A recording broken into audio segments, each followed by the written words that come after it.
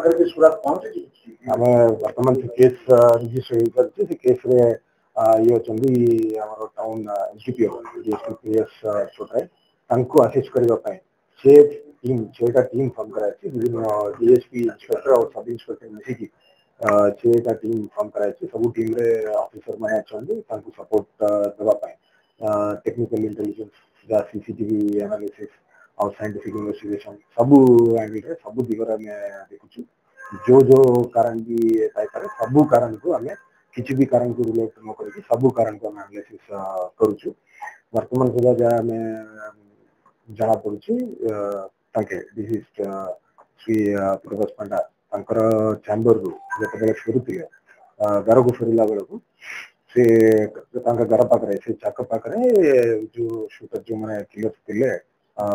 से बैक रोते से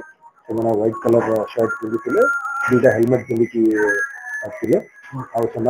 पूरा एकदम क्लोज रेंज फायर कर पोस्टमार्टम डॉक्टर भी कहते क्लोज रेंज फायर तापर से कड़े जाइए कुरुट धरी से सब टीम पूरा बहुत सीसीटीवी आम जांच कर प्राइवेट सीसीटीवी हो या बीएमसी सीसीटीवी हो सब बेले आम टीम पूरा लगे कर चैम्बर पाखे जो अच्छी भी आम एनालिसिस कर पूरा सब प्रकार आम सब टीम आईओ मैंने समस्त मिसिकी आम सल्व करने पूरा लगे आशा कर खूब शीघ्र आम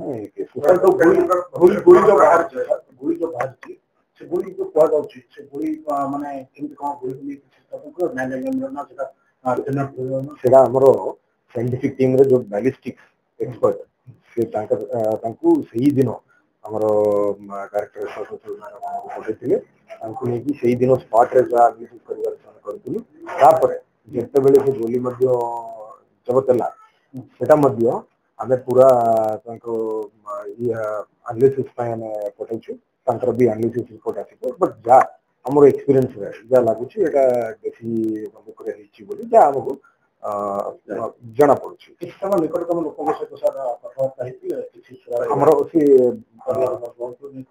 कल आम जाइलु एसपी ब्रह्मपुर और आईसी एसडीपीओ समस्त परिवार को जेहतु कल गाँ सब पिला से सब सारा आम भेटिलु कथबार्ता कलु काउपर सन्देह हो कि कौन डिस्कसन होती फैमिली किसी दिन पूर्व किसी दिन लगे बिहेवियर चेंज सब विषय आम डिटेल डिस्कसन करूँ आम निज मोर मोबाइल नंबर भी किसी भी असुविधा थे आम कांटेक्ट करने एंड साइंटिफिक टीम आम एविडेंस सब शो करके भी आम रखु आशा कर खूब शीघ्र आमको जेहेतु से लगुच पूरा क्लोज रेंज कर घर पाखे अपेक्षा कर माने जना पड़ी घर को जमी भी फेरबे बोली अपेक्षा करके रखुच्च यही सब कारण आमको भी लगुच कि गोटे सुपारी किलर पारे बट सब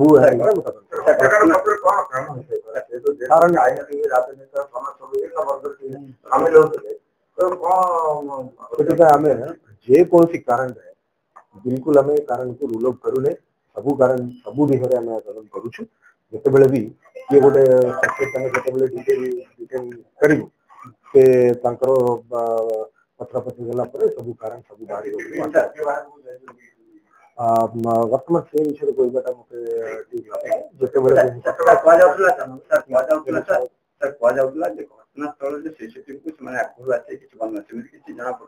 सेमती किसी जना पड़े आम भी यही खबर पाई आम भी लोकली जो लोकेशन रे आम पाखे कंप्लेन आसला सागे कथा होती क्लीयरली आमको देखे भी लोकेशन आम रखी लोकेशन आम पाखापाखि गोटे 50 अधिक सीसीटीवी ए सुधा आम कर बहुत डेटा आम पाखे अच्छे एनालिसिस खूब शीघ्र निश्चय भाव